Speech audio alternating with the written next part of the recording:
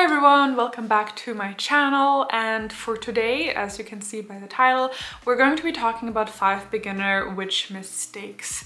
Now, this is kind of, I refilmed this already like 3 times, so this is like a topic that I think you could go really in depth with. I'm going to try and not do it too long, but let's get right into it without further ado. I will quickly mention, this is not going to be the 5 mistakes that I personally made because I started 15 years ago and I feel like it's a little bit pointless to pull those things out from the history because they're not relevant anymore today. You know, my mistakes from 15 years ago, they're just simply not relevant anymore. Obviously, there's going to be some of them infused in these mistakes that I'm going to be addressing, but if I'm going to tell you, oh, you know, I only read Wiccan books, well, yeah, because it only was Wiccan books that you could really get, and I was 11, you know. So I'm not going to be talking about that as specifically, but rather 5 beginner mistakes that I see currently that I think could be avoided or that could be considered, so that you could potentially have like a little bit of a head start. So, sorry for that little bit of a disclaimer. I know we all love those disclaimers, but let's get right into it. The first beginner mistake that I think people are making is only reading witchcraft books that are published within the realm of the witchcraft niche. So I'm talking about your, you know, the spell books, and I love my spell book, but you know, the spell books or the beginner 101 type witchcraft books that are definitely, there's great ones out there.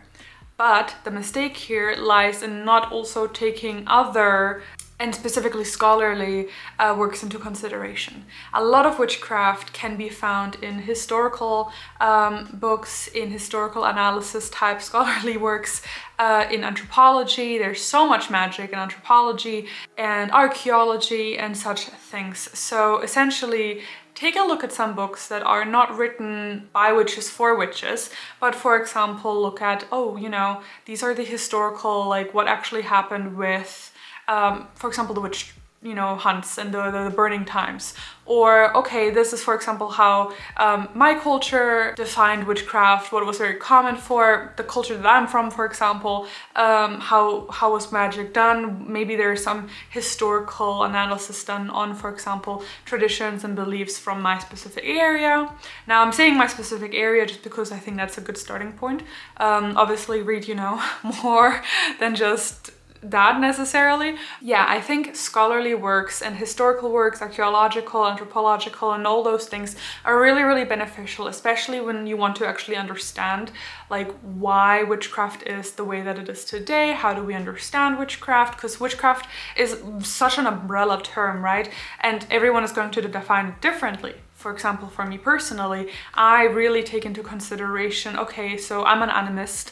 I really care about the history of pagan, European paganism. I find it very interesting, botany and like old occult, you know, beliefs and things like that, practices. So I'm going to have a look at those type of readings. A great starting point for that would, for example, be Ronald Hutton. I know that this is already a little bit more witchy because Ronald Hutton kind of does focus on like the witchcraft historical side of things, but that's a good starting point, for example. But a lot of these things can also be read for free online, so you don't even need to spend any money on these books. But yeah, take a look not just within the witchcraft niche, have a look also at what's around it. You know, for example, anthropology. I did study anthropology, so I feel like I'm going to obviously recommend that. But that's just something that I feel like should be more important and that I see beginners make mistakes with. The second mistake that I see beginners make, and this is something that I did as well, is try to read as much as possible and as quick as possible. Now, why is this a mistake, you might ask? Well, I think it comes with time anyway. You're going to, if this is a path that you're going to stick with, regardless of if it's going to move, obviously it's going to shift and grow over time, but you're going to learn as you go anyway. Trying to read 10 books about this or that topic within the witchcraft niche is going to be so overwhelming, and you're going to feel overwhelmed, and that overwhelming sense is going to oftentimes be paralyzing, where a lot of people are like, where do I even begin? It's such a vast, like, how do you even begin? And it's that really paralyzing sort of like, there's so much in front of you, you don't know what to tackle.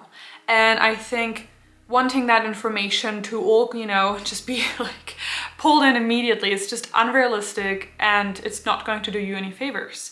So in my opinion, take one topic that you are very interested in for the witchcraft niche. So let's say me personally, something that I'm currently very interested in is the poison path, and be like, okay, let me pick like one book that I see being recommended a lot of times. I'll read that. And then you can go from there, and it'll come with time. You'll read with time. There's so much time for you to read all these books and for you to make all of these experiences.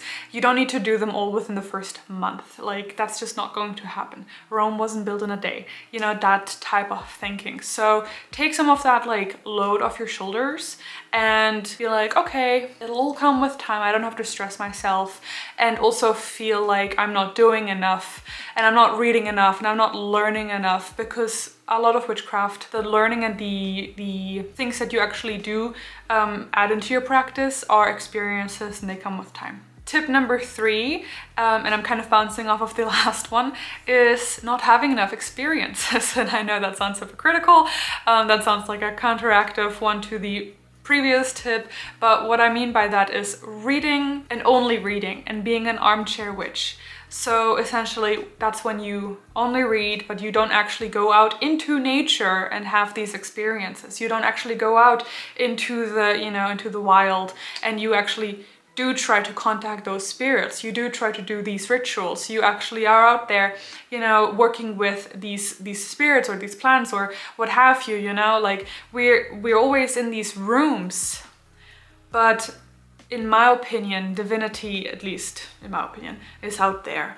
And it's a push to actually go out there and actually experience the magic of the world, so to say. It sounds really cheesy, but I feel like it's really true. A lot of times people are like, oh, I've been reading about witchcraft for like 6 months, but I haven't done a single ritual, I haven't done a single spell, I haven't done a single experience. And to me, I feel like just go out there. Don't even expect anything, but going out there and having these experiences that they will happen, like you just sitting by a tree for, X amount of times in a row over like the span of a month or 2, you're going to have an experience at some point, even if it's not going to be the first 2-3 times. You will at some point. And these experiences are formative. These are experiences that are actually going to become practice. Like, I know this is a topic that we've talked about a few years ago over on socials as well, where it's like witchcraft is a craft, right?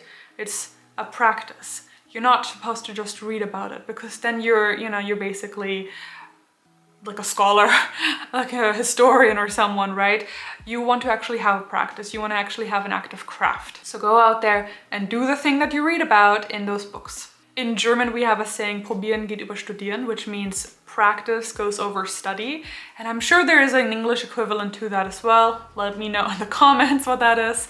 But I feel like that's a really, really good piece of thing to take with you, and to just go with it, just go for it, even if it's not perfect. That's another quote I really love. It's my lock screen quote. Perfection is the enemy of progress. Take that into consideration as well. And I think it's the fourth. Is it the fourth? I think it's the fourth. The fourth tip that I have, and this is something I did and I still struggle with, and I need to take my own advice, is to keep an active journal. And by that I mean like actually writing down the progress and the setbacks and just general kind of thoughts about witchcraft, musings about, your practice and everything. Just write it all down. It doesn't have to be pretty, but you just want to write it down so that you have it there, so that in a few years time, 5-10 years, whatever it may be, you can look back and be like, oh wow, look where I started. But not only for that, it's also good for you to actually have a reference point, have a little bit of that progress, because, these things like progress, they're not going to be visible from like one day to the next, but they will be visible from 1 year to the next. And having a journal for you is really, really great for keeping track of what you have done. It's also really great of keeping track of, for example, spells that worked, rituals that worked, things that didn't work. That's a really, really important one. And I really, really wish I had better I had kept better track of what I was doing when I was younger, and that I had kept better track of my practice, especially in the early stages, just out of curiosity at this point, like just because I would, you know, it's kind of like a photo album of like, oh, look what we did 10 years ago. We went to this trip and we did that. I feel like that's very much the same in this kind of realm as well, where I wish I had kept better track of that. And so a mistake I see people making is not having a journal where they write all of those things down. Even if it's not a physical a physical journal, keep it on your phone's app. I can't talk. Keep it on your notes app on your phone. You can do voice to text, which I love, or keep an auditory journal if you prefer that. It doesn't have to be written if you don't really like writing, or if you for whatever reason prefer to be more on your phone, for example. But have a place where you actually are able to keep track of these things. I promise you're going to appreciate it in like 5 years, 10 years, whatever. And the last tip that I have for you is to actually try out different things, taste test a few things, especially when you're a beginner. I feel like, I know that with myself, for example, I started with Wicca and I was with Wicca for a very long time because that's all I read. And that's kind of, for 10 years, essentially, that's all I really was interested in. And then after 10 years, I stumbled upon, something else. And I was like, oh my God, this resonates so much more with me. And now I don't, regret any of that. However, I do think that this is potentially something to take into consideration when you are a beginner, is testing out different things, trying on some different things. Don't focus and don't immediately get stuck on a label. Don't be like, okay, I identify as this now and forevermore, whereas I feel like it's much more, especially if you are a beginner, it just makes more sense to be like, okay, I'm gonna try that on, I'm gonna have a look at this, what is this? Because you probably don't know what's out there, and you probably won't find immediately right off the bat the thing that you're going to be like, yes, this is me, I found the thing. That's quite rare, I think. So if you try on a couple of things, if you have a look, okay, I am having myself, I'm doing some research over here. I want to have a look at the different paths that there are, and I want to have an actual, genuine, open, unbiased, objective look at what these different things are. I want to have a look at Wicca. I want to have a look at traditional witchcraft. I want to have a look at chaos magic, for example. I want to have a look at very specific pagan paths. Have a look at all of those different things and see what resonates with you the best, because then you can go from there and you can be like, okay, I kind of feel comfortable with this. I'm gonna try this on a little bit for a little while, and then in a few months' time you might be like, oh, it doesn't really quite sit quite well, so you'll try something else. But I think something that I did is I'm a very loyal person, and so I found Wicca and I stuck with Wicca. I was like, I'm a ride or die with Wicca.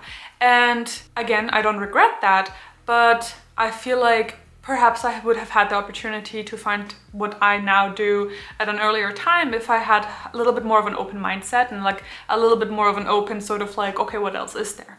And I feel like don't restrict yourself to these labels. Don't pledge your loyalty on day one, essentially, have a look around a little bit, do a little bit of a taste test. So I think that is already it for this video. I have no idea how long it ends up being. We'll see, I guess. But if you have any other tips that you actually think I missed, or maybe you disagree with me, or you want to just add your own tips, please do so in the comments. I always love having some discourse. Obviously, make sure it's kind and polite. But if you disagreed with me for whatever reason, I'd love to hear why. Again, this is go for it. I love having these chats. And yeah, I think that with that being said, I hope you enjoyed this video. I hope that this is able to help you out in any way, form.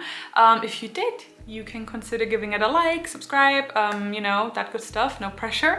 And so here I am saying thank you for watching. May you walk with your gods. Bye.